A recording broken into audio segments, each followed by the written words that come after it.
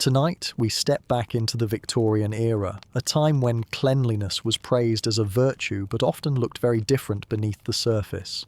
Behind polished appearances and heavy perfumes, daily hygiene was far less refined than the image suggests. Before we begin, take a moment to like this video and subscribe, but only if you truly enjoy exploring history's quieter, stranger corners with me. And tell me in the comments, where in the world are you watching from, and what time is it there? It's always fascinating to see who joins us across time zones.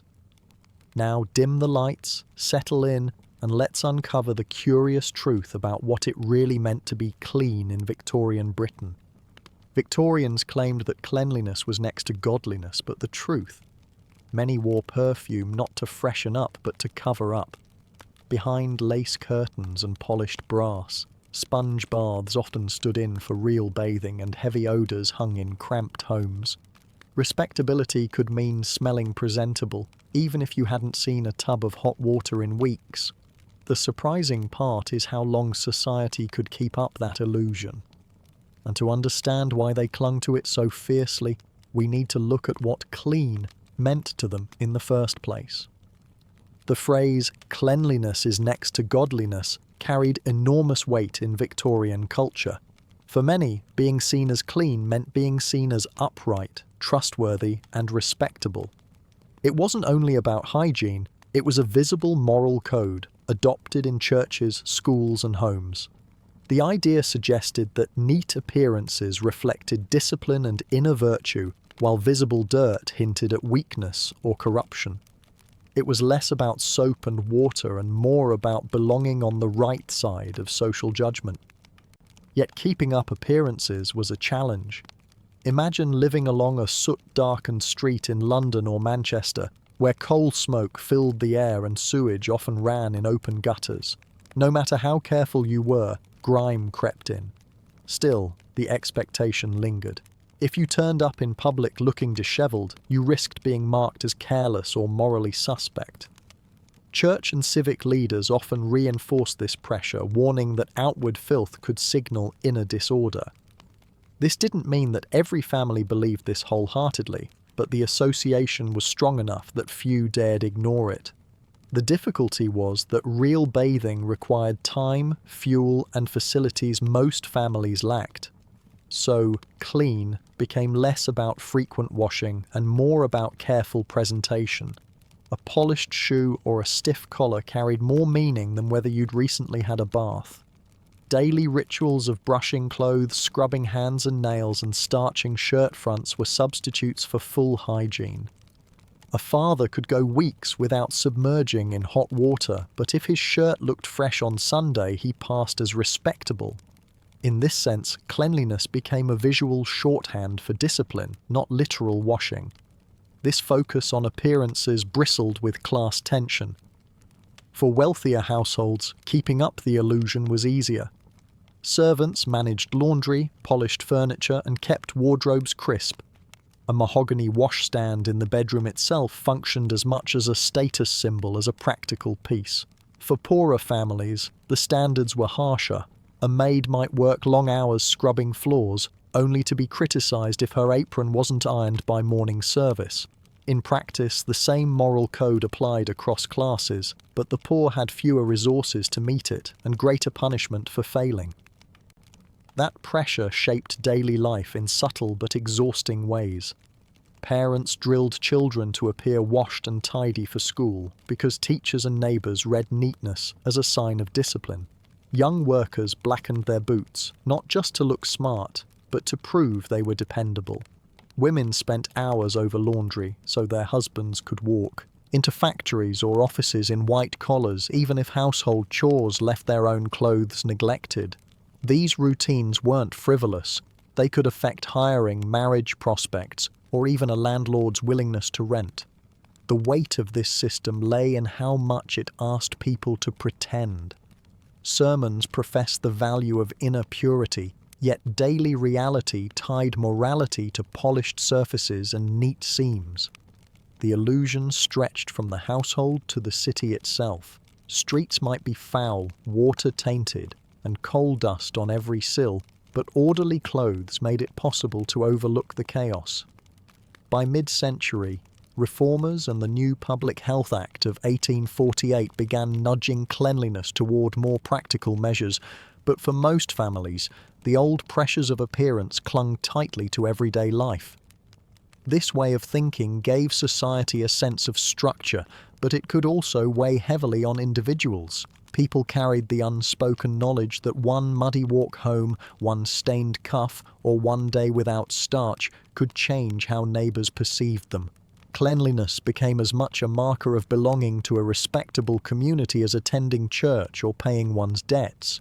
And for those in cramped housing with little chance to live up to these standards, the association of dirt with moral failure became an excuse used against them, poverty framed as a stain on character. So, cleanliness is next to godliness wasn't only spiritual advice, it served as a visible dividing line between who counted as respectable and who did not. It reached into schools, into workplaces, and deep into family routines, turning polished shoes, starched collars, and tidy parlours into daily obligations. But looking clean and being clean were two very different things, and keeping up the illusion often mattered more than true hygiene.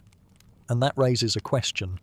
When the shine of a collar or the polish of a boot didn't hide the body's smell, what did people do then?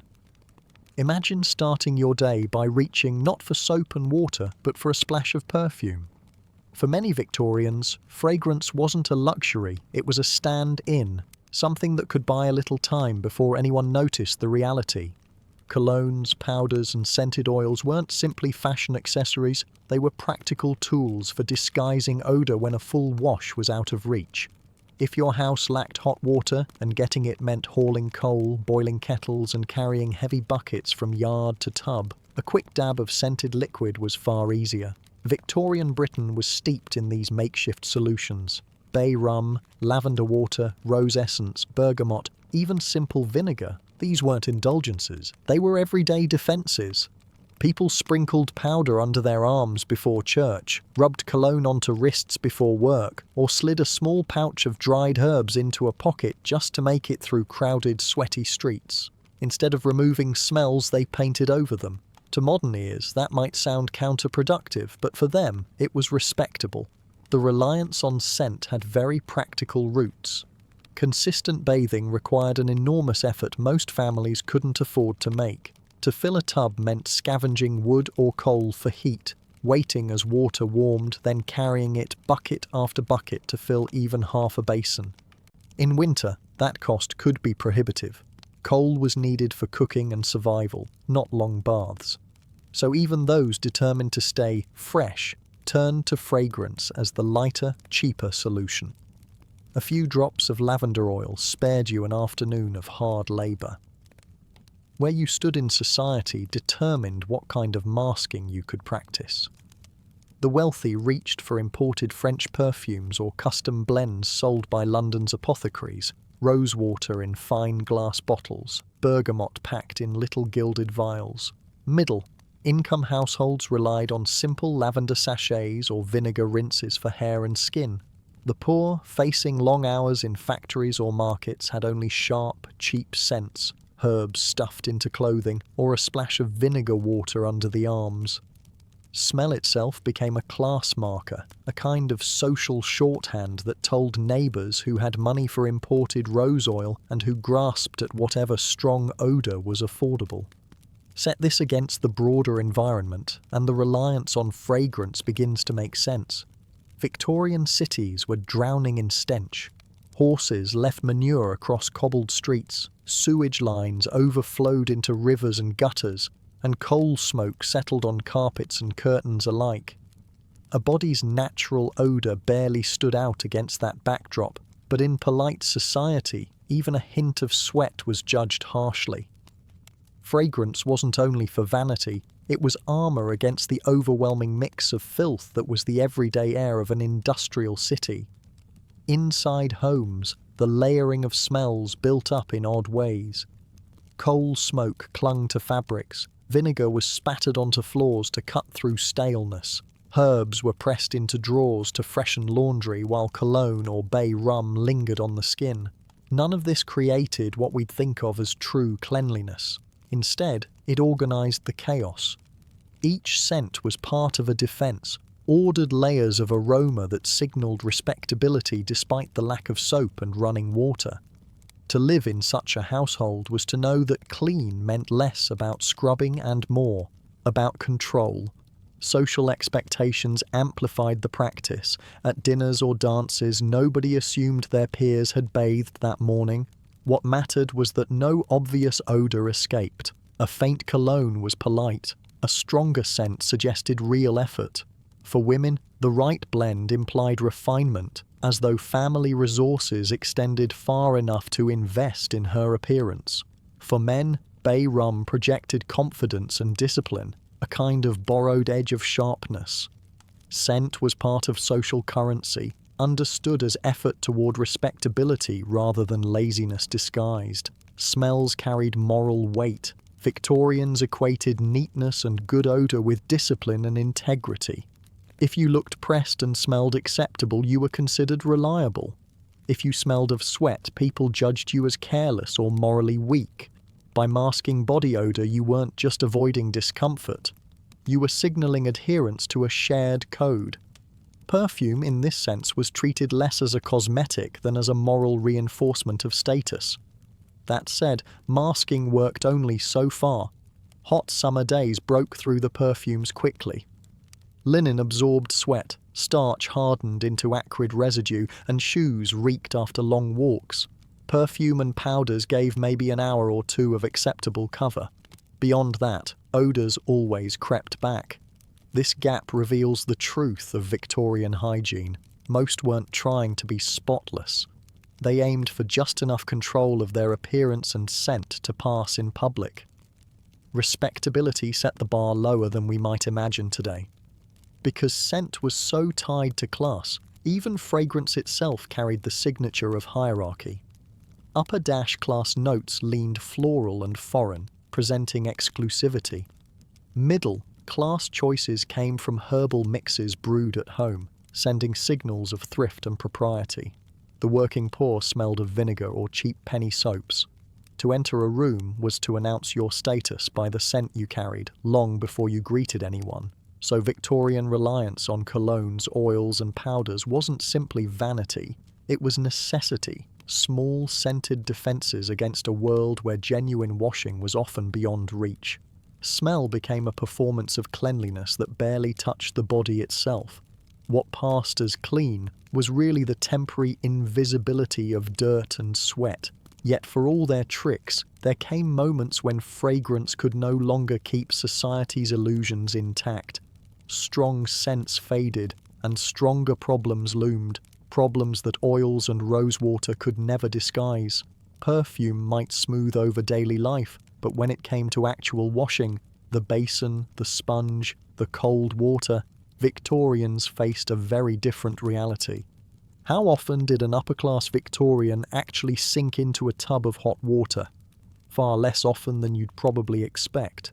The popular image of elegant women soaking daily in porcelain baths or gentlemen enjoying steamy tubs attended by servants, looks impressive in paintings and novels.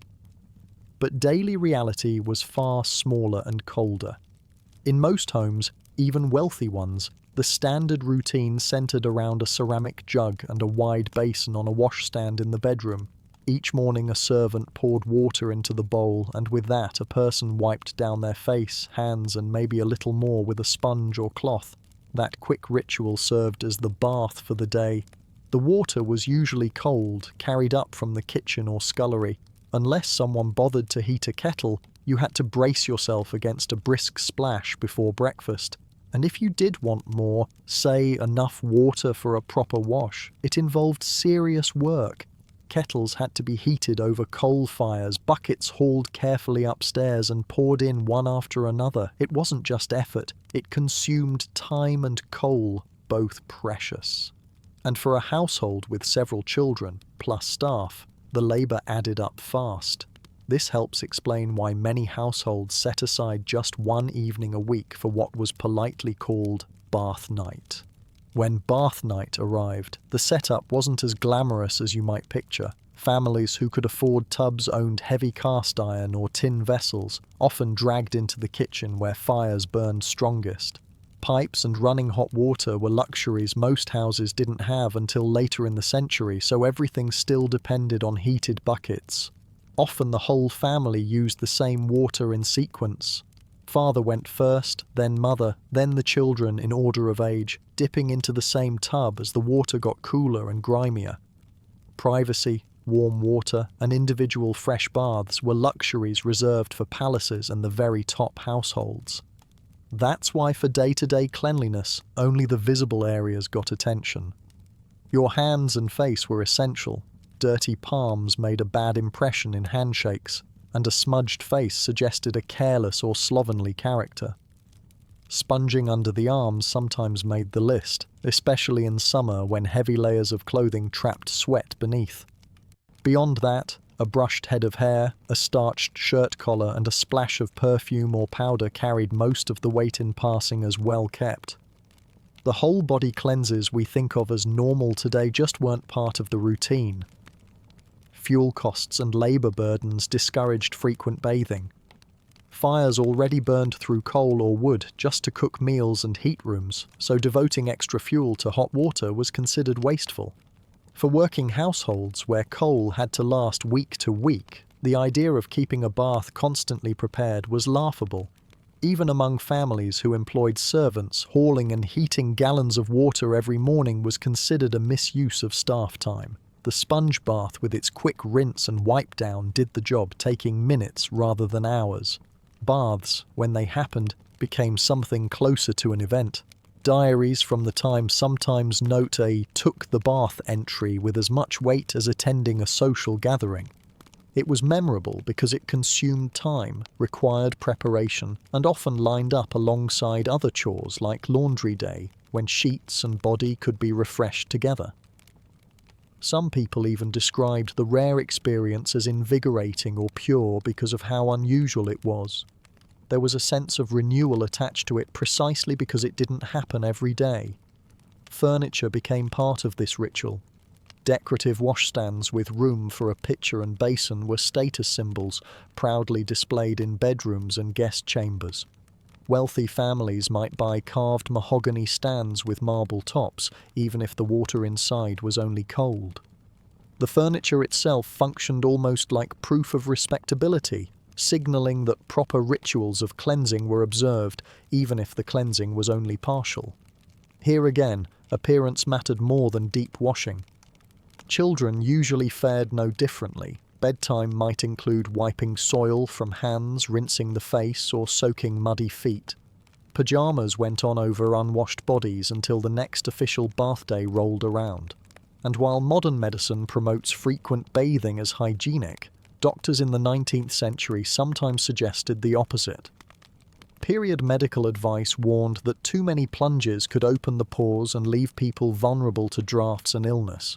So for many parents, sponging down a child was not only simpler, but also consistent with what they thought best for their health. Morning routines followed this rhythm like clockwork. You would splash cool water on your face, scrub your hands with rough towels that tugged at the skin, run a stiff brush over your scalp until it tingled, and finish with a layer of powder or scent. That was enough to pass as clean by everyday standards. The same steps repeated each day, establishing the illusion of hygiene without fully washing the whole body. For most people, this was a lifelong practice. Long years of sponge baths punctuated occasionally by formal soaks. In fact, an ordinary Victorian man might live his entire life with only a handful of thorough, hot immersions. Even at the top of society, the habits looked surprisingly similar. Wealthy women might occasionally visit public bathhouses for novelty, but at home they used their pitchers and basins much like everyone else. The real differences showed in the linens, perfumes, and the time servants put into keeping clothing neat. The core act of wiping with a sponge and pouring away the basin water afterward was universal. The water smelled of soap flakes if you were lucky, but often it was just plain cold. Still, once poured down a drain or tossed from a window, the basin was refilled and set back in place for the next ritual. So in practice, what defined a respectable Victorian wasn't constant bathing but ritualized gestures of neatness. The basin and sponge created just enough freshness for public life, allowing people to step outside without suspicion. It was a balance of effort and illusion, an unspoken agreement that appearances mattered most. And if this was the standard for washing bodies, clothes demanded even stranger methods to maintain their spotless image. If the basin sufficed for bodies, clothes needed different tricks, some of them unexpected. What cheap, everyday substance did Victorians rely on for laundry? Human urine. It sounds shocking now, but in the 19th century it was practical thrift, not scandal. Clean water was hard to access in crowded cities, soap was expensive, and commercial detergents didn't exist. What everyone did have at hand were chamber pots and buckets. Left to sit, urine fermented and released ammonia, which worked as a strong cleaner. That sharp compound cut grease and dirt far better than cold water could on its own. So while wealthier homes might pay for soap flakes or send clothes to laundresses, poor families leaned on what was freely available in their own households. Imagine setting wash day in motion. A housewife or washerwoman faced piles of shirts and stockings after a week of smoky city air and hard labour. Water was hauled in tin buckets, rubbed through washboards, beaten against stones, and still stains held fast. Soap couldn't be wasted on every garment. That's when a bucket of stored chamber fluid became the secret weapon. Clothes were soaked in it, stirred down with poles, or even trampled by bare feet before rinsing. It wasn't glamorous, but it broke up sweat and grease, saving both money and effort. Everyone in poor neighbourhoods knew about it, even if few admitted it openly. The process started with saving urine over several days. Families poured it into barrels until it began to turn, the smell sharp and acrid. By laundry day, the liquid was strong with ammonia. Into this sloshing mix went heavy cotton, wool, and linens. The fabrics were soaked, stomped, wrung out, then rinsed in cold water. Poverty meant working with what you had, and here chemistry did most of the cleaning. Rinsing disguised the worst of the odour, and drying in open air lessened it further. To modern noses, the idea sounds unbearable, but to Victorians it was just one more routine chore. The contradiction is stark. A man could step out in a spotless white shirt, gleaming in the sunlight, projecting perfect respectability. Yet only a few days before, that shirt had soaked in a tub of chamber lye. The faint residue sometimes lingered. Catch a passing breeze and a nose close enough might detect it. Still, the visual impression mattered more than the faint smell. Looking clean counted, smelling odd was an annoyance, but forgivable. Professional laundresses used the same practices, scaled up. Many served wealthier households and kept barrels of fermented urine on hand. They soaked table linens, stiffened collars, and brightened dress shirts. The ammonia bleached fabrics and kept them crisp. Wealthy families preferred perfumed starches and imported soaps, but the foundation often remained the same. Even the gleaming collars fastened beneath a top hat could have been dipped in a barrel of urine before parading through the park. The irony was built into the system. Outward polish, achieved through methods few liked to discuss. The privileged avoided the smell by outsourcing the labour. Washerwomen toiled in riverside sheds or back kitchens where strong odours mixed with smoke and steam, forming a background stench that nobody questioned. For those washing indoors, the smell spread through the home. Buckets sat by fireplaces or out in narrow yards. Children grew up learning.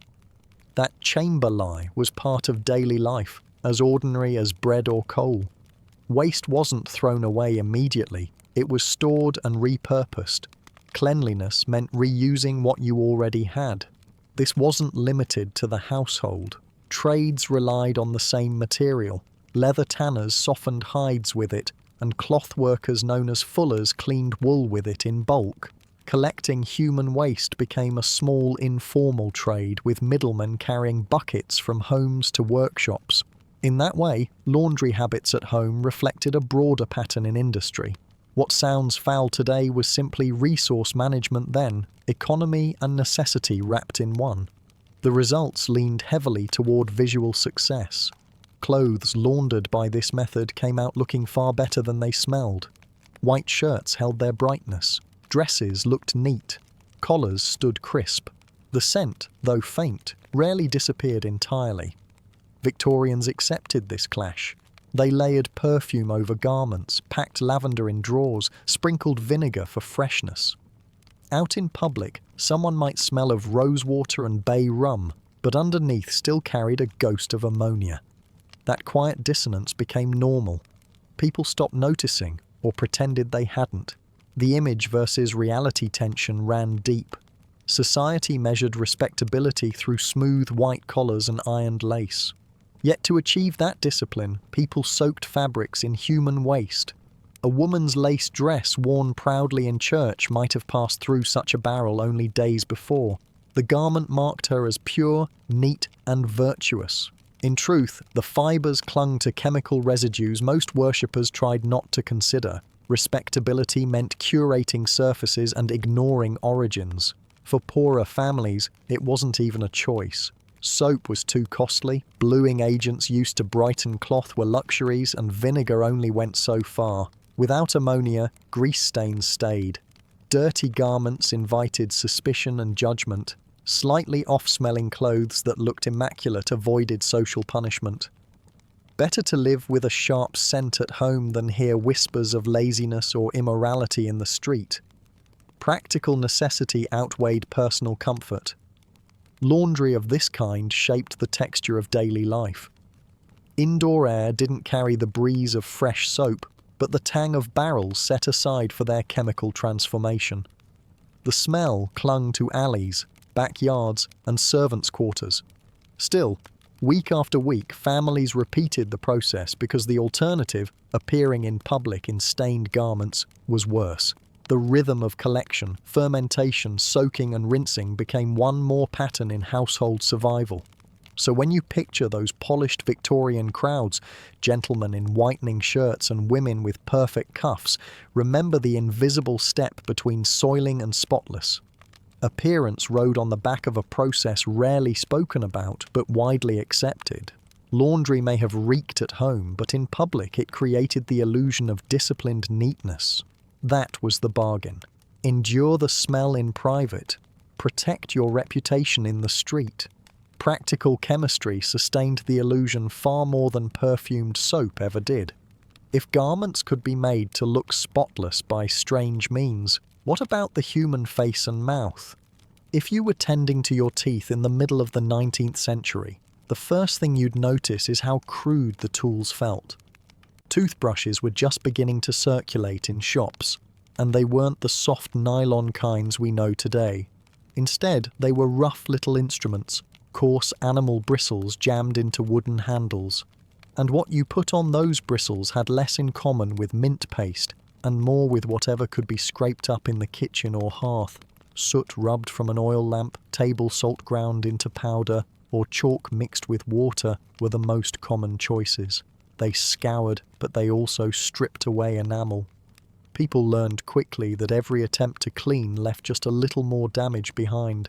Still, pain and abrasion were often judged better than letting rot spread unchecked.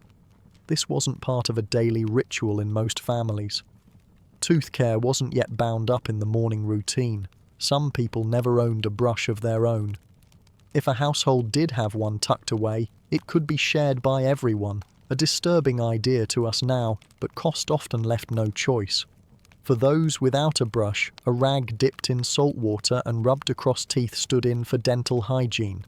Cheap and simple, yes, but also harsh.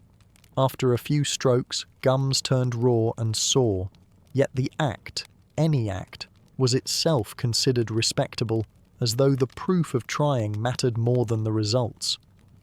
When people spoke of toothpaste, they didn't mean the neat, striped swirl you squeeze from a tube today. In mid-century Britain, paste usually meant jars or tins filled with powders and slurries of chalk, oyster shell, or even pulverized brick dust. Some mixtures included ashes scooped from the fireplace, prized for their scraping power. These powders didn't strengthen or protect teeth. They just scoured away surface stains. There was no enamel protection, no fluoride, nothing resembling preventive care. So while Victorians technically brushed, the act often did more harm than good. Teeth looked a little cleaner, but they weakened fast. The brushes themselves hardly helped. Bristles made from stiff boar hair cut into gums and frayed quickly. And since brushes cost money, people rarely replaced them. A single brush might serve a household for years, losing bristles that rotted from dampness as it went along. That meant the very tool meant to clear away bacteria often spread it more effectively. Scratched gums, loose bristles left behind, and poorly rinsed handles turned brushes into hazards. Any cut in the mouth gave infection a doorway, and in a time before antibiotics, such openings could easily prove serious. The perception of teeth also mattered. The expectation wasn't for white, straight, gleaming smiles. It was normal for teeth to yellow, wear down, and fall out well before middle age. Children grew into adolescence with recognizable decay already set in. For adults, false teeth, sometimes carved from animal bone or ivory, were common enough to be sold by merchants in growing cities. These replacements rarely fit comfortably, leaving wearers to mumble through awkward speech and meals. Bad breath was a background nuisance almost everyone accepted.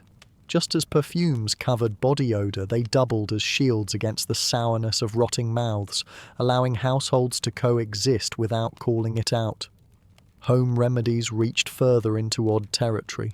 Some families used charcoal rubbed onto teeth, even if it left the gums black until rinsed away.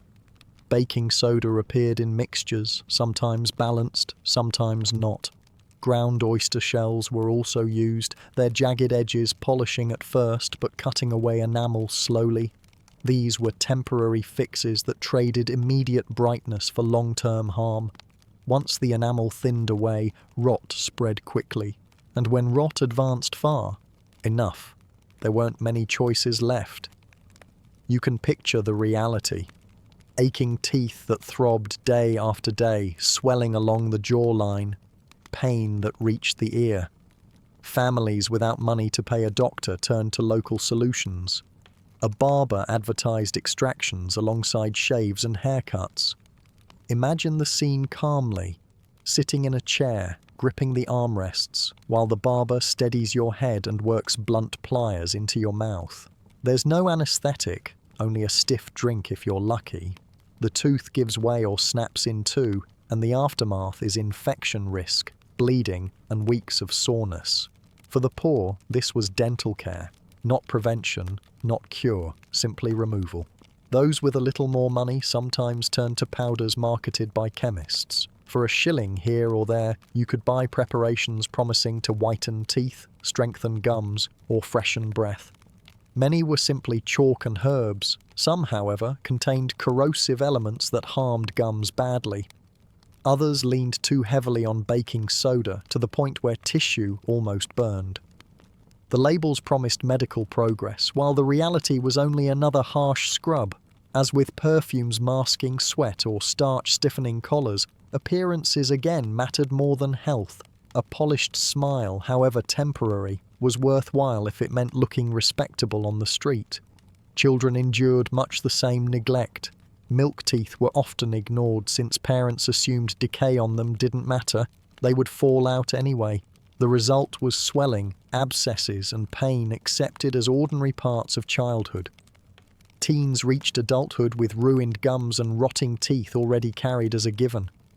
If a bride or groom stood at the altar with a full set of their own teeth, it was remarkable enough to be noticed.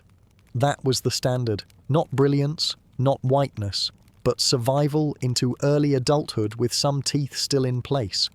Day-to-day life carried the consequences. In a crowded railway carriage, a church pew, or a shared bedroom, foul breath smothered the air. Etiquette manuals mentioned politeness in behavior, but rarely freshened breath as we think of it. The social world simply made peace with the smell. People covered noses discreetly with scented handkerchiefs, as though compensating for background decay the way they compensated for coal smoke or horse manure. Bad breath wasn't a stigma any more than living with soot on your windowsill. It was environmental, accepted, and endured. Even pain remedies blurred into dangerous habits. Some tooth powders incorporated opium for relief, effective but addictive in its own way. Others used caustic chemicals to burn out infected roots, leaving gums scarred and tender. Most people accepted that their teeth would not last, and that losing them early was a fact of life. Few expected to maintain a complete set, and those who did often marvelled at their luck rather than their hygiene. The lesson in all this isn't that Victorians neglected their mouths entirely, but that what they called cleaning was more performance than cure.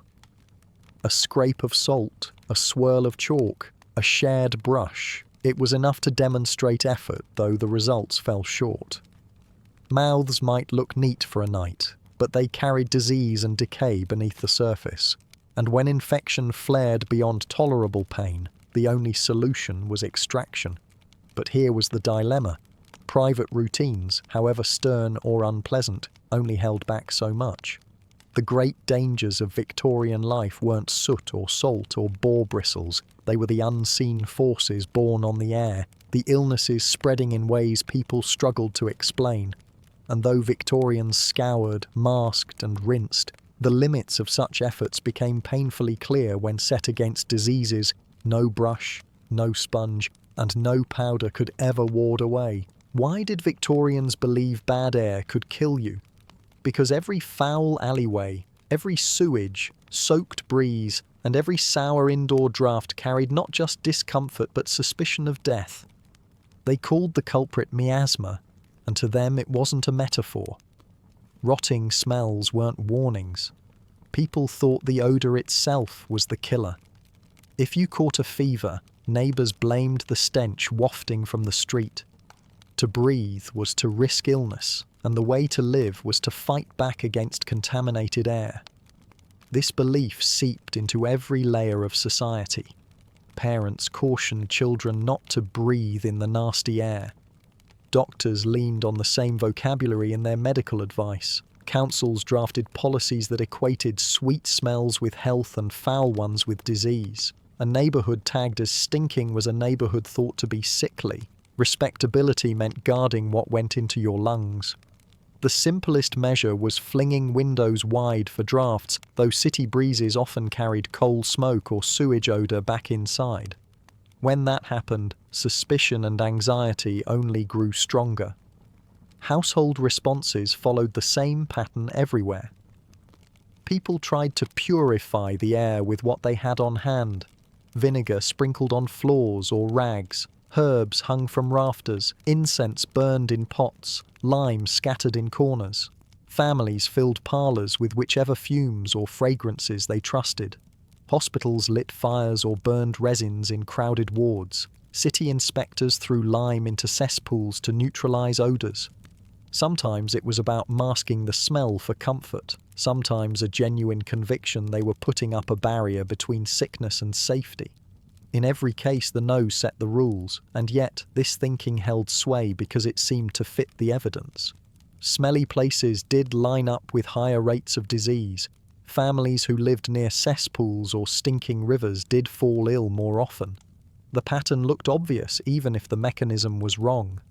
So the illusion persisted. Bad smell, bad health. The cure?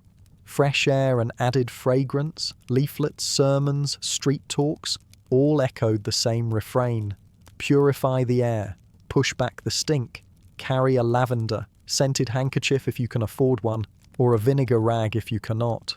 Step into a Victorian city street through their eyes. Horse manure clogs the gutters. A thin current flows down the road from an open sewer, sour and thick. The Thames or local river produces a stench so strong it seems to cling to your clothes. Neighbours mutter about fever spreading. You raise a perfumed kerchief to your nose and, in that moment, feel shielded, less vulnerable. The conviction was powerful. People fully believed you could block death with scent alone. Class shaped the experience as it always did. Wealthier families could afford endless bowls of dried petals, sachets of lavender under pillows, even large bouquets refreshed daily in drawing rooms. Clean air meant pleasant fragrance. For poorer households, where cesspits crowded beneath the floor, vinegar cloths and scrub brushes were the only available defences. Some hung damp laundry scented with herbs across small, cramped rooms to cut through the stink. For them, the miasma fear never went away. It became part of survival, another pressure folded into daily labour. Doctors prescribed therapies rooted in the same logic. Inhale camphor, breathe menthol, let sharp oils push out bad vapours. Remedies promised cleansing through the nose. City gardens planted with lilac, lavender and roses weren't just decorative. They were billed as shields for whole neighbourhoods. Fragrance wasn't art, it was civic health policy. Hospitals drenched wards with the smoke of burning herbs. Street boards wrote notices urging residents to scatter lime or burn tar to protect themselves. And in offices and schools, people left windows cracked for constant drafts, convinced that moving air could usher death out of the building. Architecture reflected this conviction too. Builders placed large windows in communal buildings less for light than for constant ventilation. Workhouse corridors were whitewashed in lime to tamp down stink. Municipal sweepers cleared muck not only to ease walking, but because officials believed fewer smells meant fewer burials. Every improvement was still tied to odour. The boundary between cleaning and deodorizing barely existed. Ironically, the miasma obsession wasn't wholly wasteful. By pushing to eliminate foul smells, reformers pressed cities to clean streets faster, clear human waste more regularly, and demand greater ventilation indoors. They sometimes achieved better health outcomes even though they misunderstood the cause. Early sanitary reform efforts were directly powered by this logic. Miasma thinking underpinned campaigns by figures like Edwin Chadwick, who pushed for waste removal on the grounds that bad smells bred disease. In chasing away stench, they created cleaner surroundings by accident, even though the real enemies were contaminated wells and filthy pipes. But conviction in the air theory lingered too long. By treating smell as cause, reformers overlooked where the true danger pooled, in water supplies and underground infrastructure. Families kept setting out vinegar bowls and lighting incense, feeling reassured without solving the problem.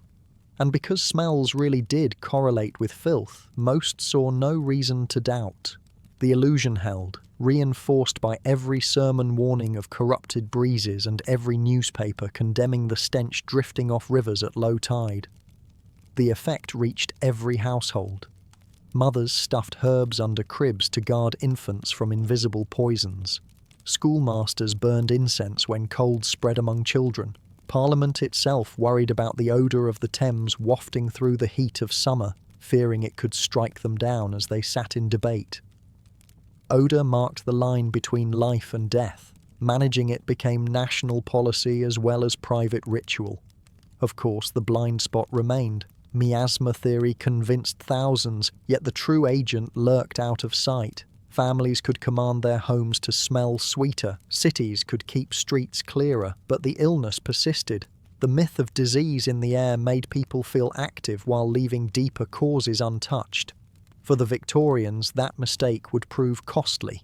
Still, the idea that foul air was the enemy had one unfortunate blind spot, one that cholera would soon expose. It wasn't perfume or polished boots that forced Victorians to rethink what clean meant. It was cholera. The disease arrived like a sudden thunderclap. One day a person might seem well, the next they were doubled over, vomiting violently and losing water from the body so quickly that skin shrank tight against bone. Death often followed within 2 days. Outbreaks ripped through crowded cities, killing thousands without mercy to class or status. Entire blocks emptied into graveyards in a matter of weeks. All the sermons about moral cleanliness and the fuss over scented clothes proved meaningless once the epidemic touched the water people drank. And yet, Few blamed the pumps or wells. Instead, suspicion clung to what the nose could detect. The stink of the city still seemed the enemy. Waves of cholera swept across Britain during the 19th century, igniting dread wherever they struck. Families watched healthy neighbours collapse in an afternoon, and entire households vanish in a blur of grief. In cramped neighbourhoods, multiple families drew every drop of daily water from a single shared pump. It often looked clear and sparkling, and that was enough for people to trust it. Many doctors and officials still favoured the miasma theory, claiming that the bad air itself poisoned lungs. If your house stank, then your house was deadly. That seemed logical. The problem was, the most devastated communities didn't always smell the worst. Some of the clearest, sweetest tasting water carried catastrophe with it. For people trying to make sense, this contradiction reinforced their trust in the only framework they had. They argued the disease must be tied to odours, no matter how awkward the evidence. Reluctance to blame the water ran deep. Daily life depended on it. To suggest that the very stuff families drank, cooked with, and boiled for tea was killing them seemed absurd. Officials dismissed the idea partly out of fear. If true, it would prove that the lifeblood of their cities was toxic. The scale of what that implied was overwhelming. Accepting it meant rebuilding how whole districts got water, tearing into pipes, rethinking waste disposal, work that carried a cost few wanted to face. Miasma theory at least allowed an easier enemy. If bad smells spread disease, the solution was perfumes, vinegar, and street cleaning, not redesigning the spine of the city itself. This was the battlefield into which John Snow stepped. Snow was a physician who looked past popular theories. In the Soho outbreak of 1854, cholera killed more than 500 people in under 2 weeks. On Broad Street, death struck household after household surrounding one pump. Snow suspected water, not air, was to blame, so he set out to prove it with a simple, sharp method.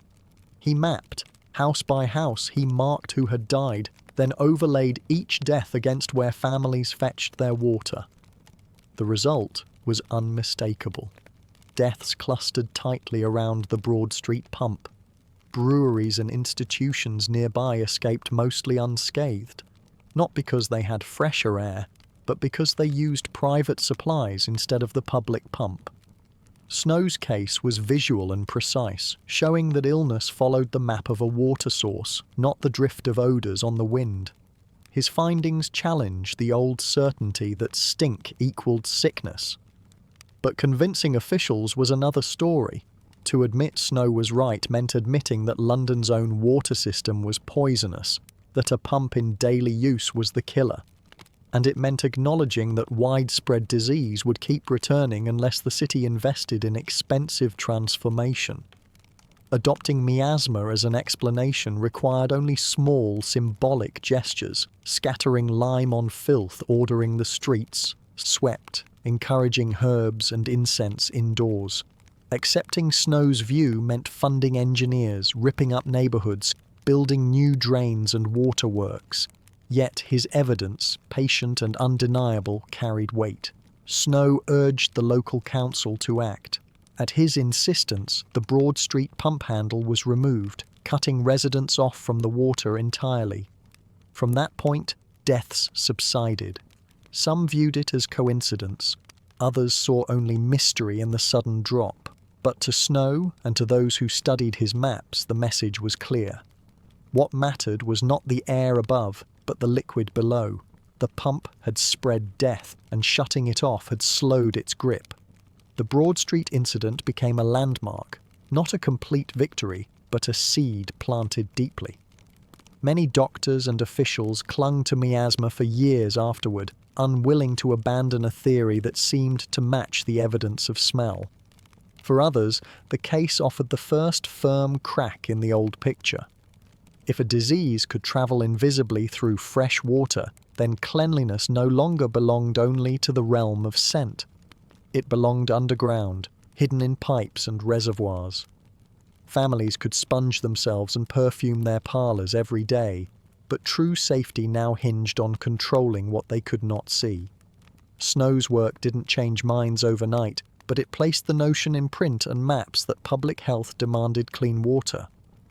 His example gave reformers language to press councils and parliament for more than deodorizing gestures. Hygiene slowly began to be redefined.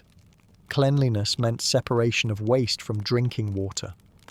Respectability was shifting from outward polish toward the unseen infrastructure of sanitation. This shift brought a new irony. Sermons had once preached that morality was tied to appearance, but science pushed towards something far more practical. Morality became tied to preventing death by protecting supply. Soap, perfumed collars, powders, and lace still carried social weight, but they were no longer central. Attention stretched toward drains, pipes, and pumps. And once city leaders accepted even the possibility that water spread disease, demands for action grew louder. The case for reform only sharpened as years wore on. Reports traced links between outbreaks and local water companies. Reformers like Edwin Chadwick reinforced the call by stressing the need for proper sanitation, even if still framed in miasma's language. Whether or not people admitted Snow was right, his idea lodged in the debate. From then on, any argument about cleanliness could not ignore the water supply.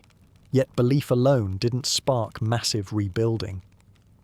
For Parliament and city leaders, money, politics, and disruption still made change unattractive. The acknowledgement of need was growing, but there had to be something undeniable, something that stripped away the ability to dodge responsibility. Until that happened, officials clung to short-term measures. Snow's Broad Street maps remain one of history's most enduring visuals of disease. They showed in dots and clusters what sermons and incense had failed to explain, that invisible killers didn't travel only on the air. Even so, it would take more than maps to persuade London to lift a spade. Reform trudged forward one step at a time, with reformers pressing and officials stalling. The tipping point wouldn't come from statistics or even from doctors' testimonies. It would come when those holding power faced the crisis so directly that they could no longer ignore it in their own chambers. Only then would sanitary infrastructure move from idea to construction, and it came not with another cholera outbreak, but with an overwhelming, suffocating presence that blanketed the entire city. Imagine London in the height of summer, 1858. The city air was thick and sour, carrying the unmistakable stench of human waste. The Thames, running through the heart of the capital, had turned into a vast open sewer. Each hot breeze pushed the smell into homes, shops, and offices along its banks. People pressed vinegar-soaked rags or perfumed cloths to their faces, but nothing made a difference. Rising heat only worsened things, baking filth until steam of sewage drifted straight into windows. For weeks, London wasn't just foul, it was unlivable. This wasn't sudden decay. The Thames had been a dumping ground for decades. Slaughterhouses, factories, breweries, households, all funneled waste directly into the river. Brown sludge was plain to see on most days, bobbing on the current, mixing with animal remains and industrial byproducts. The problem was tolerated until the summer heatwave made it unavoidable. What had been endured became intolerable. The smell was so overwhelming that newspapers and politicians alike gave it an official name, the Great Stink. The epicenter of the crisis was Parliament. The Houses of Commons and Lords stood directly on the Thames, curtains fluttering over the very banks of the river. Each session turned into an ordeal. Politicians tried hanging soaked cloths across windows, drenching curtains in lime chloride to disguise the stench, yet the odour barged into every chamber. Members gagged in debates, fled meetings early, and joked grimly about abandoning the building altogether. There were even serious discussions about suspending parliamentary business. The stench did what statistics, medical reports, and reformers had failed to do for decades. It stopped government itself in its tracks. When cholera and typhoid deaths filled reports, Parliament delayed. When reformers begged for sanitation projects, the plans gathered dust, marked as too costly. But when the smell invaded politicians' own breathing space, the stalemate ended. Their discomfort pointed to one man whose shelved work suddenly became urgent: Joseph Bazalgette, chief engineer of the Metropolitan Board of Works. Bazalgette had long been sketching ambitious sewer schemes, but his designs had seemed extravagant to city leaders wary of the cost. In 1858, with London gagging, those blueprints turned into rescue plans. His idea was simple in principle but staggering in scale: build massive intercepting sewers along the Thames, redirecting waste out of central London and carrying it downstream beyond the city.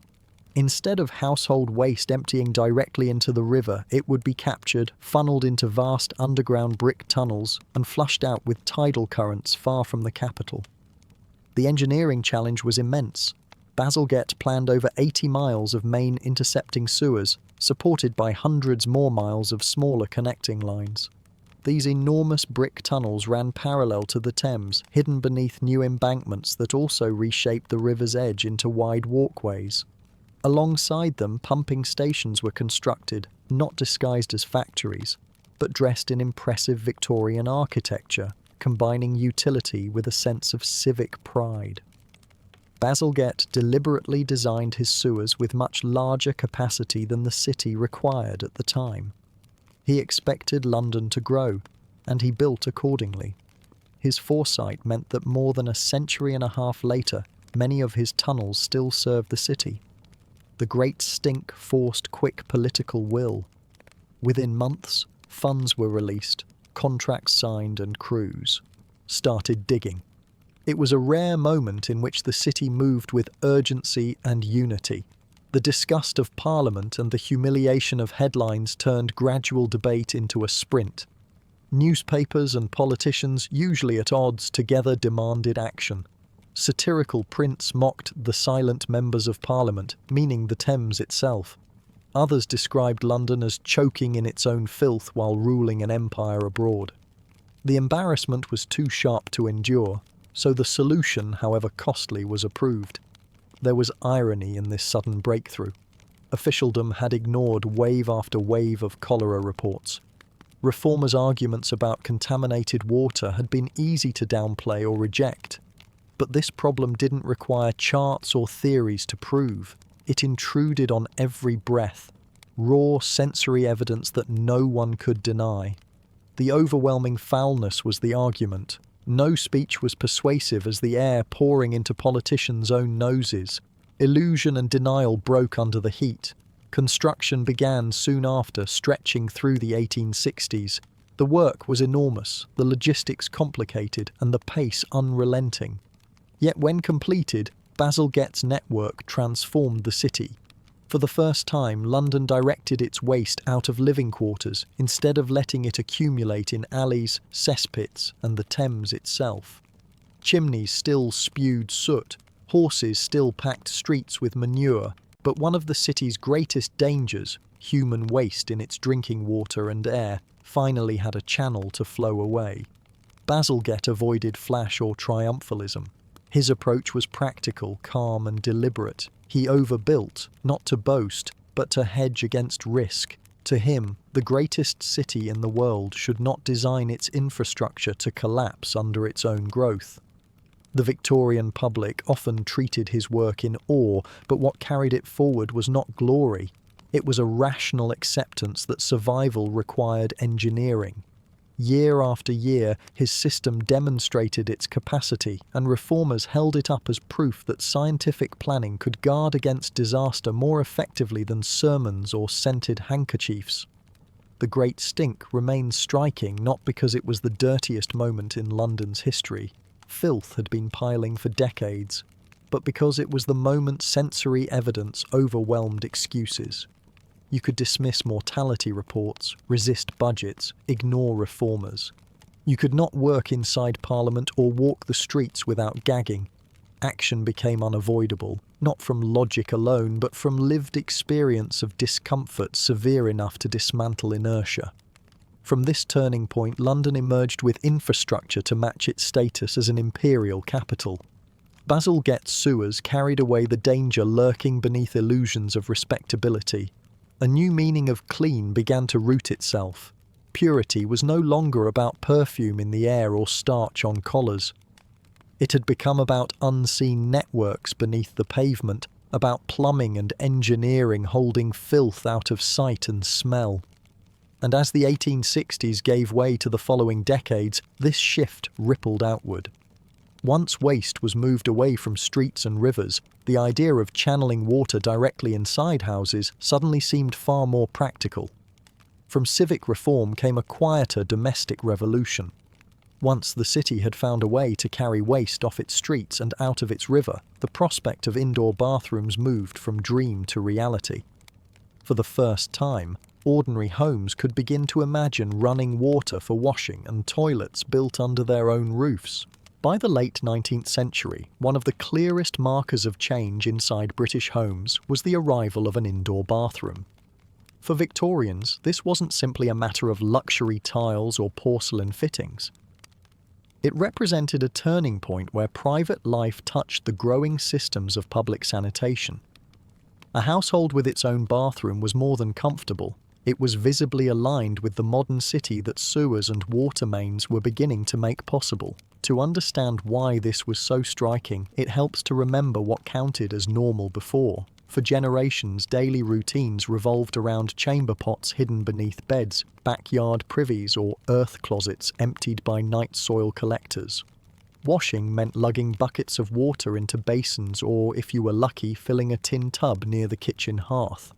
Against that background, a room where water came in through pipes and waste vanished through drains felt not only futuristic but transformative. Toilets, sinks, and even fixed bathtubs changed ordinary life by reducing the endless burden of hauling, emptying, and disguising smells.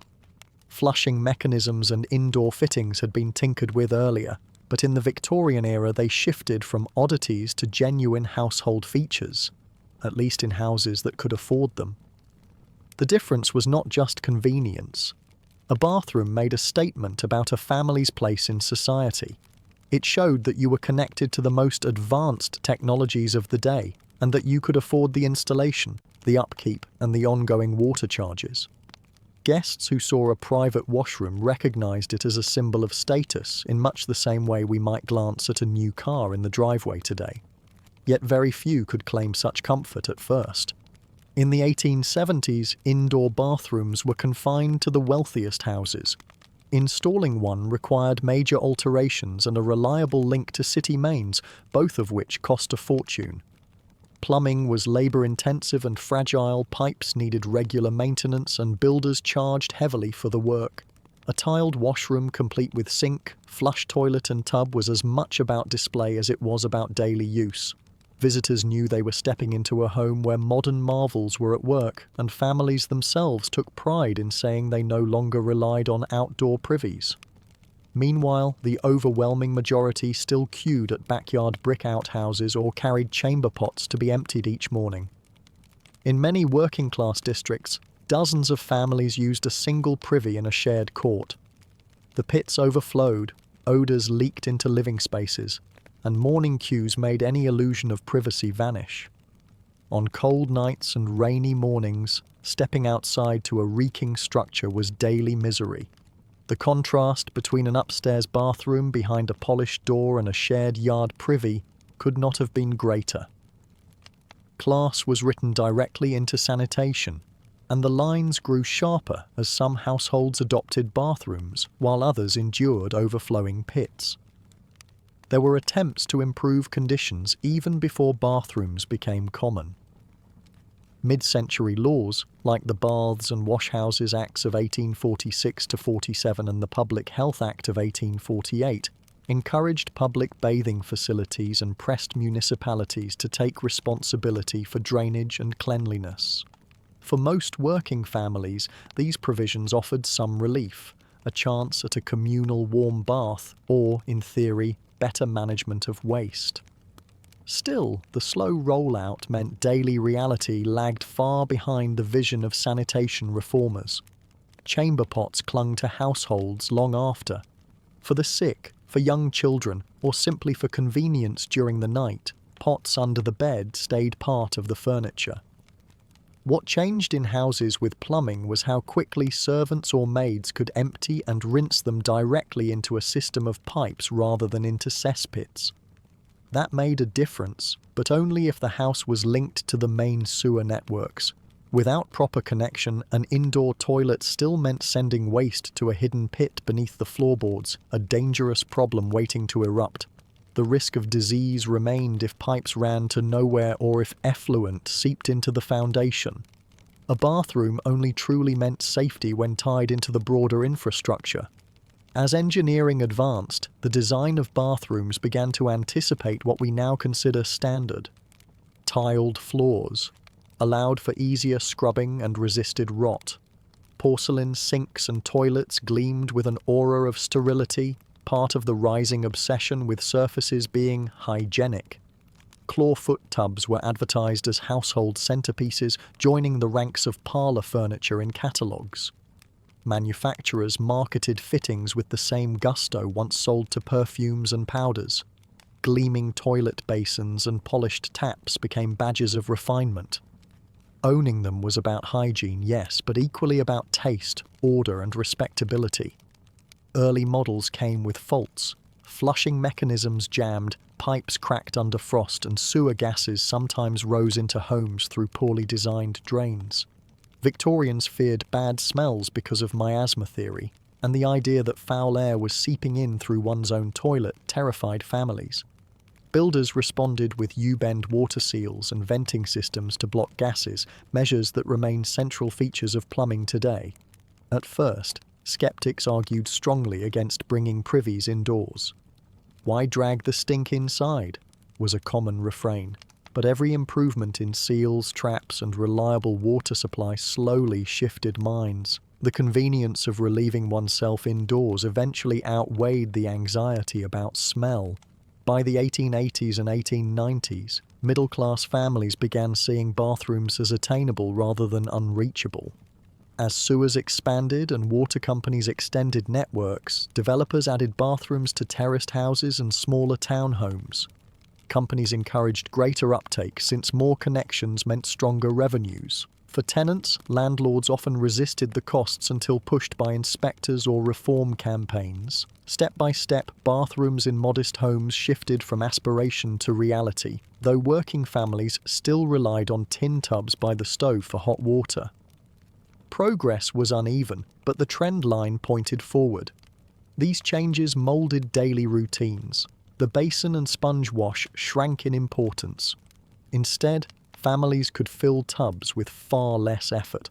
Bathing children no longer meant endless kettles, and women scrubbing laundry had easier access to taps. Waste disposal shifted from being a visible, foul part of life to something hidden, handled behind walls. Fewer trips across muddy yards, fewer nights spent emptying pots. The bathroom lightened the load of domestic labor.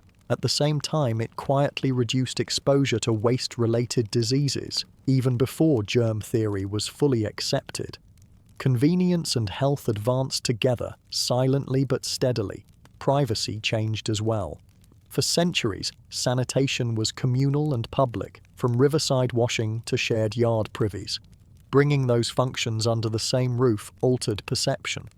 Going to the toilet became a private act, shielded by walls and doors.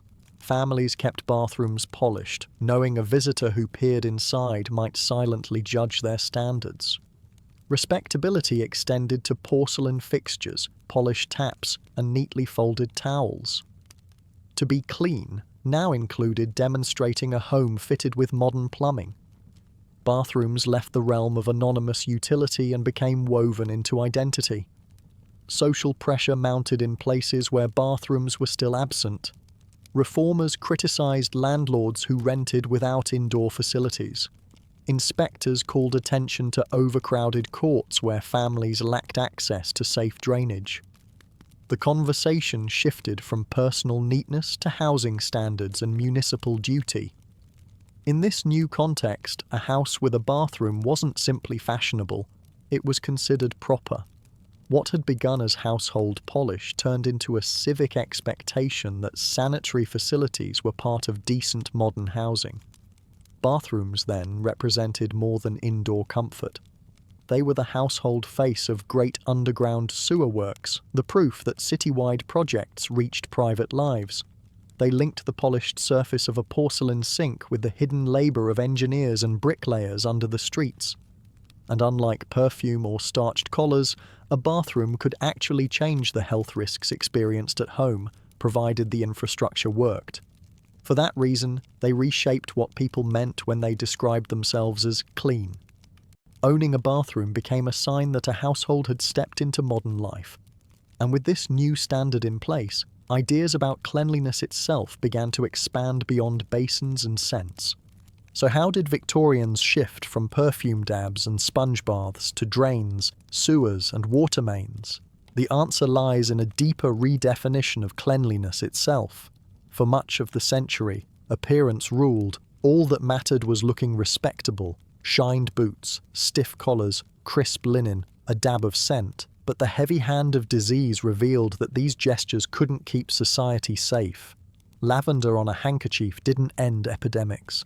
Vinegar sprays didn't block outbreaks, and no amount of starch on a shirt changed the risk of sharing a city where sewage spilled into streets and rivers. Illness forced people to see that cleanliness wasn't just a private display, it had to be built into the shared networks that carried water and waste. The realization was unsettling. For decades, families had treated hygiene as a domestic matter, controlled by discipline inside the household.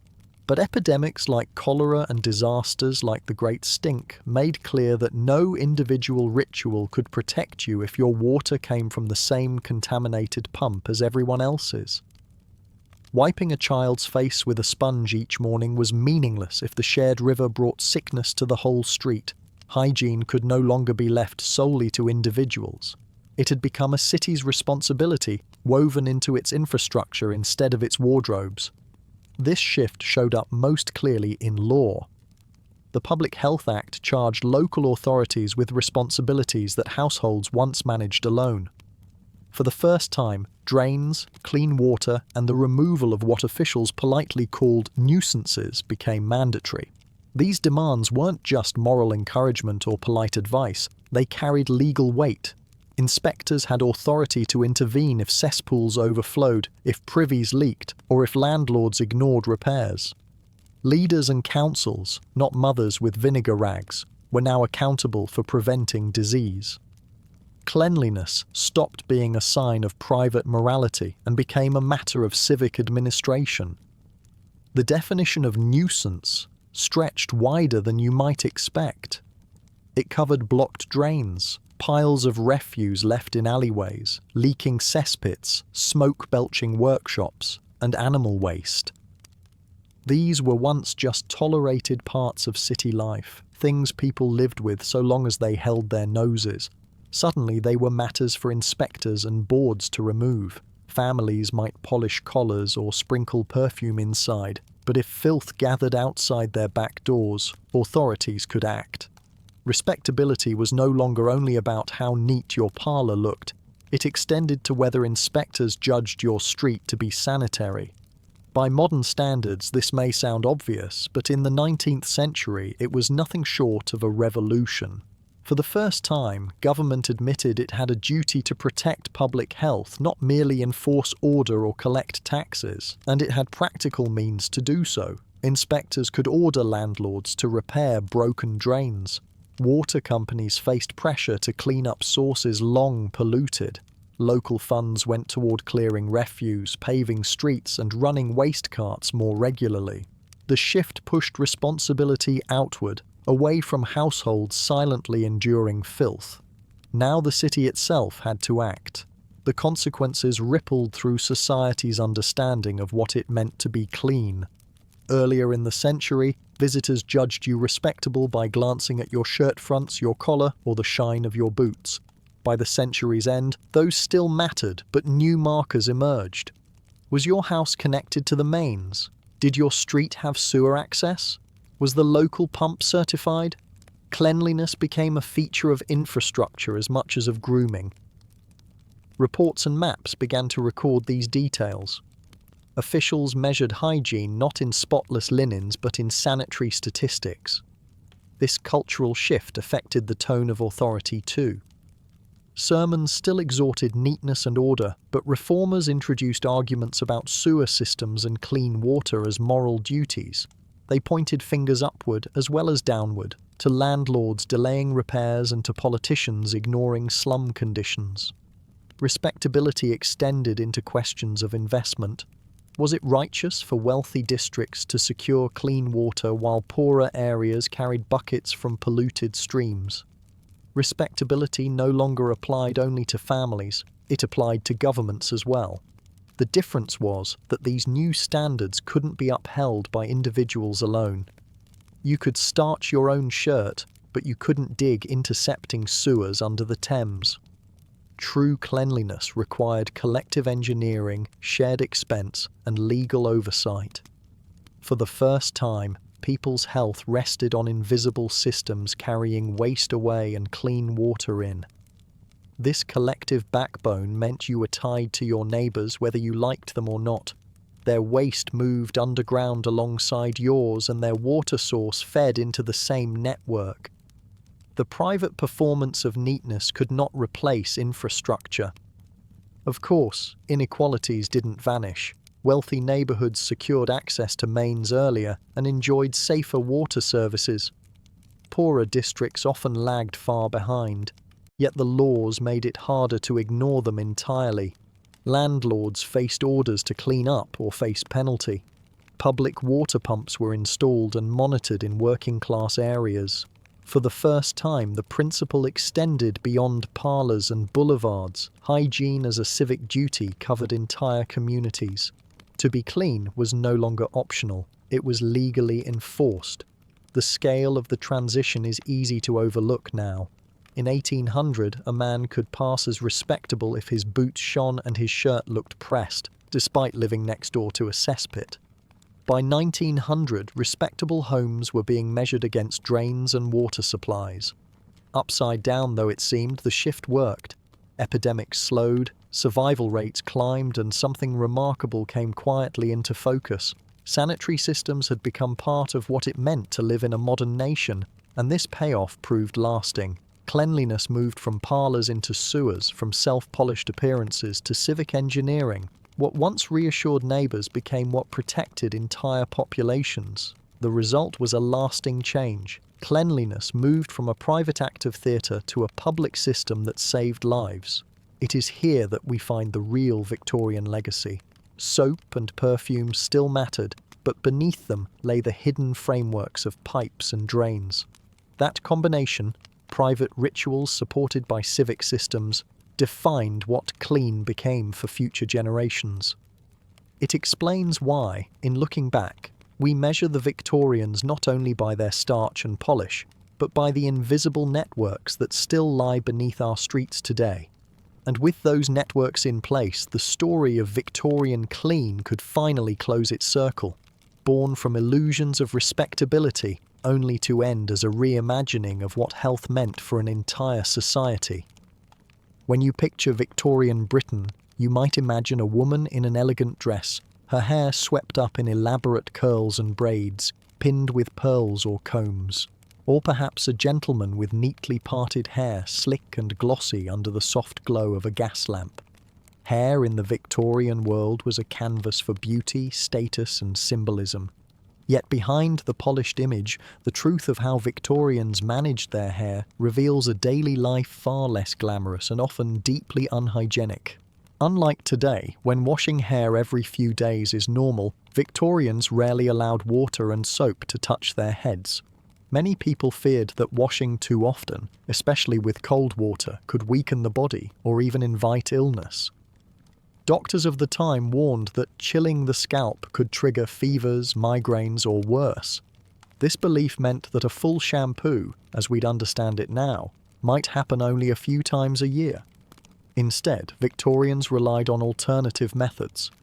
Brushing was considered the foundation of hair care. Women were advised to brush their hair 100 strokes each morning and night, not only to smooth it, but to spread natural oils evenly from the scalp to the tips. These oils, produced by the body, acted as the main conditioner of the time, keeping hair glossy. Of course, that same oil also trapped dust, soot, and the ever-present smoke of coal fires. In the thick air of Victorian cities, hair could feel gritty within hours of being styled.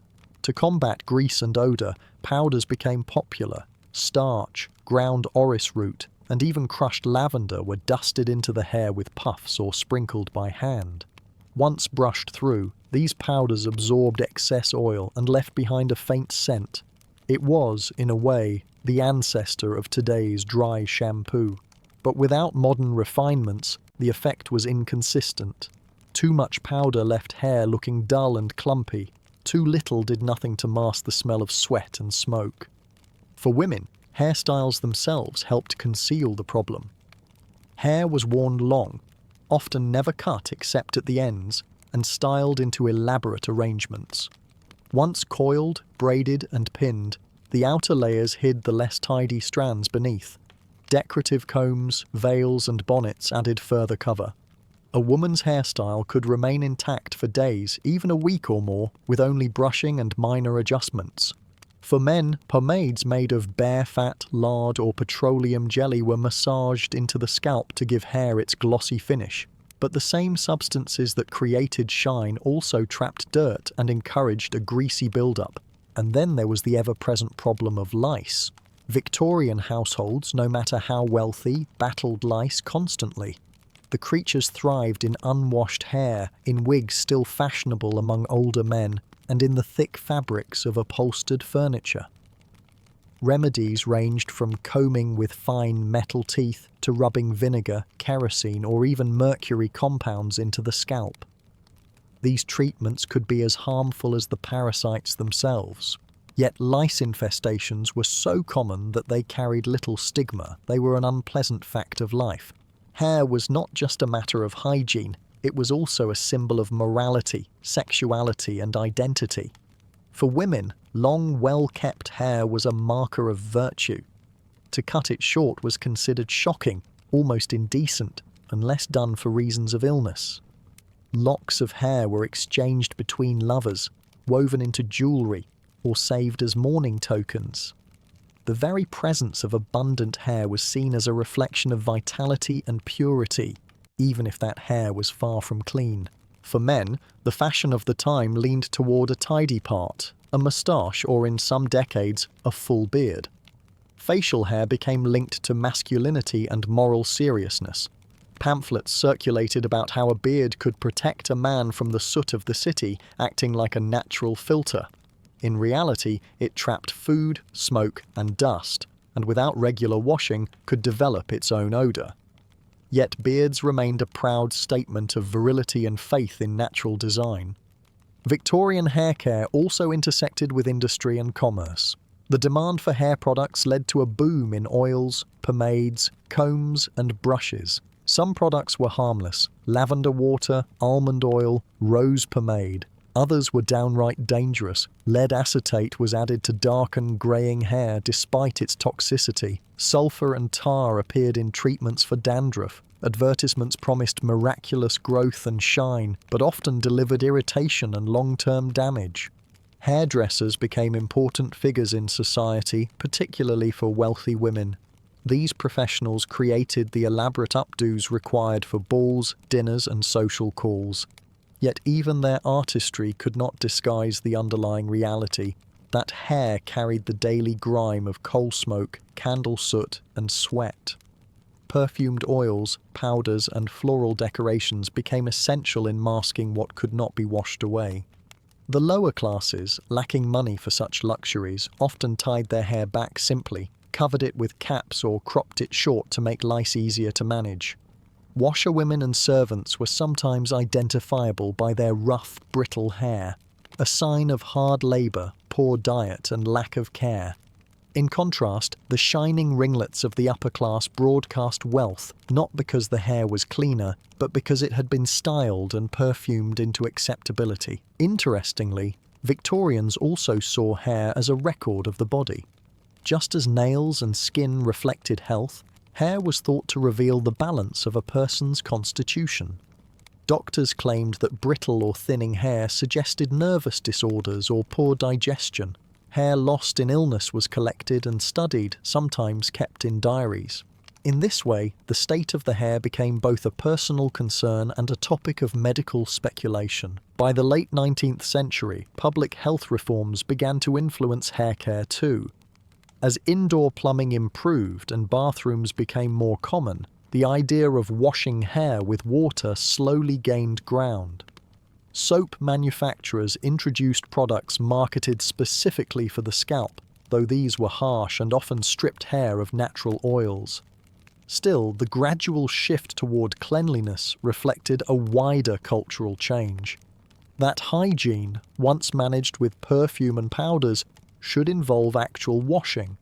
Looking back, Victorian hair care reveals a world caught between appearances and reality. Outwardly, hair shimmered with oil, powder and perfume, arranged in graceful styles. But beneath the surface lay grease, dust, lice and chemical residues.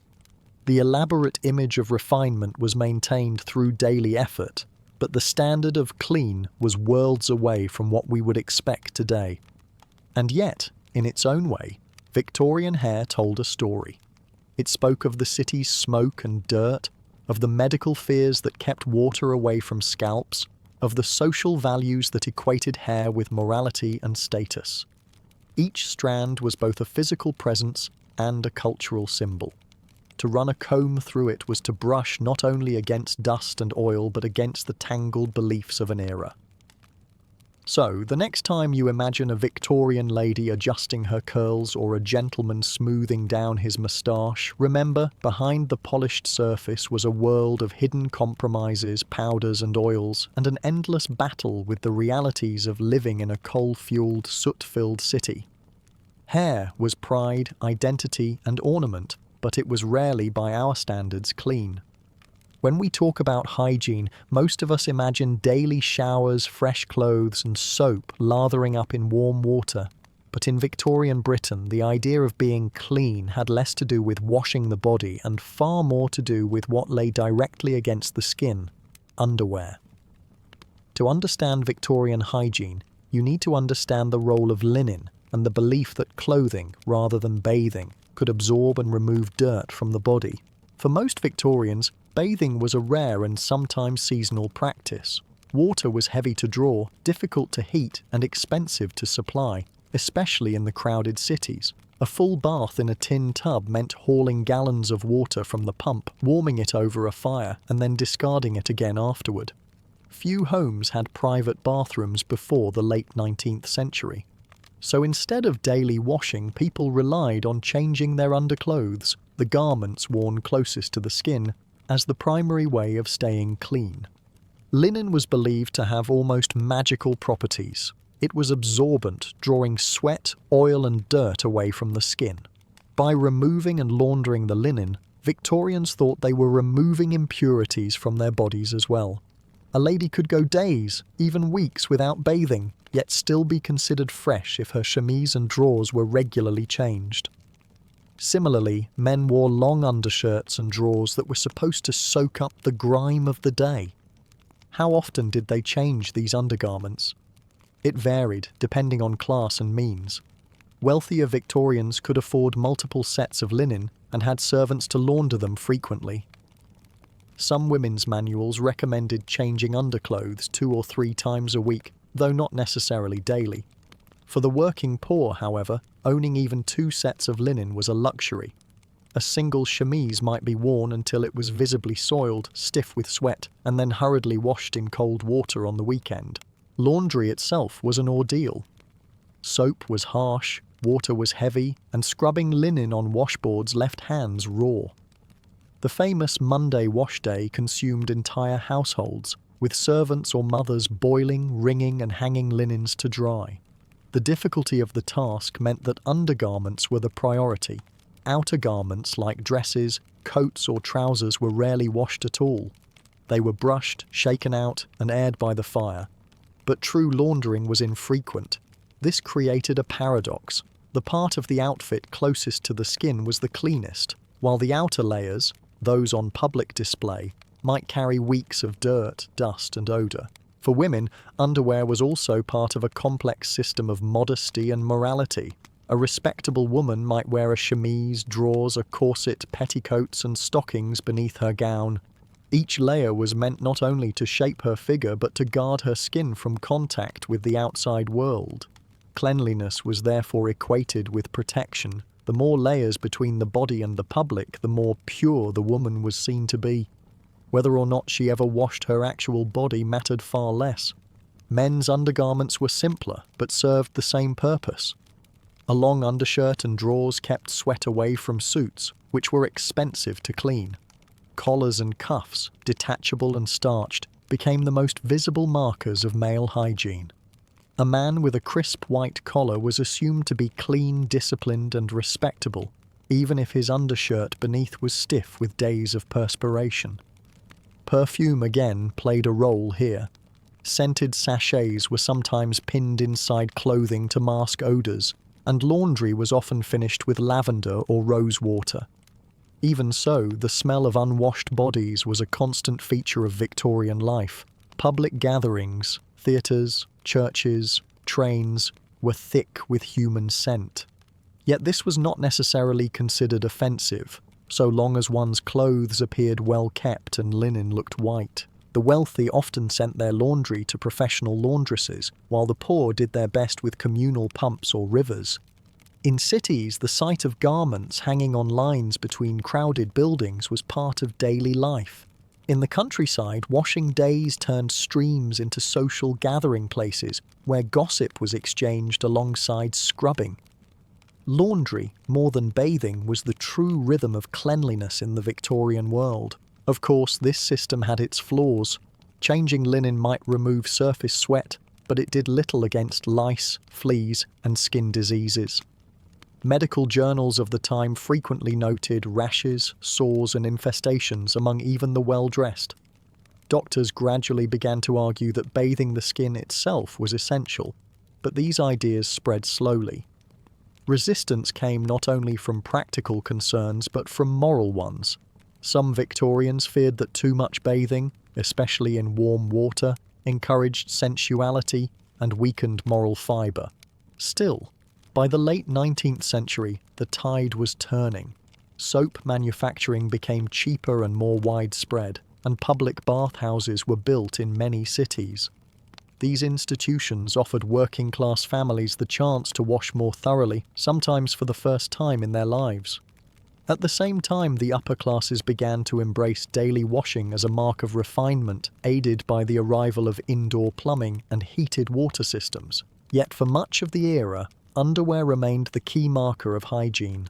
It was underwear, not soap or water, that Victorians trusted to keep them clean. A well-laundered chemise could make up for a month without bathing. A spotless collar could convince others of a man's discipline, even if his body beneath was neglected. Cleanliness, in Victorian eyes, was as much about fabric as about flesh. This reliance on linen also shaped cultural values. White linen symbolized purity, both physical and moral. The brightness of laundry was often exaggerated in advertisements for soap and starch, suggesting that true cleanliness was visible to the eye. A woman who managed her washing well was praised for her virtue as a housekeeper and moral guardian. A man whose collar gleamed could expect better treatment in business and society.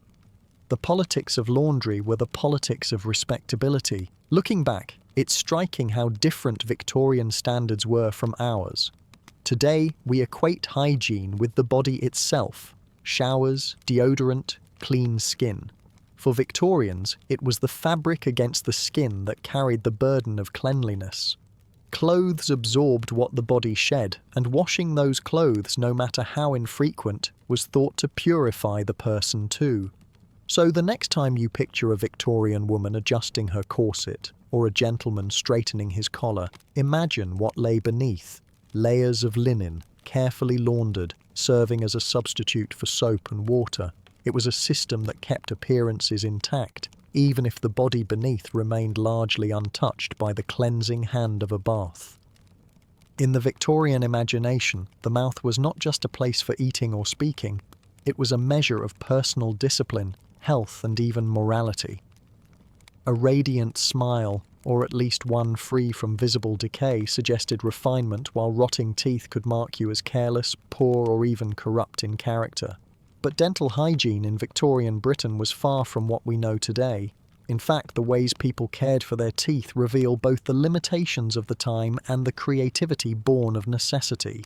For most Victorians, toothpaste as we know it simply did not exist. Instead, people used tooth powders, often sold in small tins or jars. These powders could be made from chalk, crushed cuttlefish bone, burnt bread, or even powdered brick. Some recipes added soap flakes or salt for extra cleansing power. Flavourings were scarce, though a touch of peppermint oil or clove could sometimes be found. Imagine rubbing gritty chalk and soot across your teeth each morning. It was abrasive, effective at scrubbing, but often damaging to the enamel.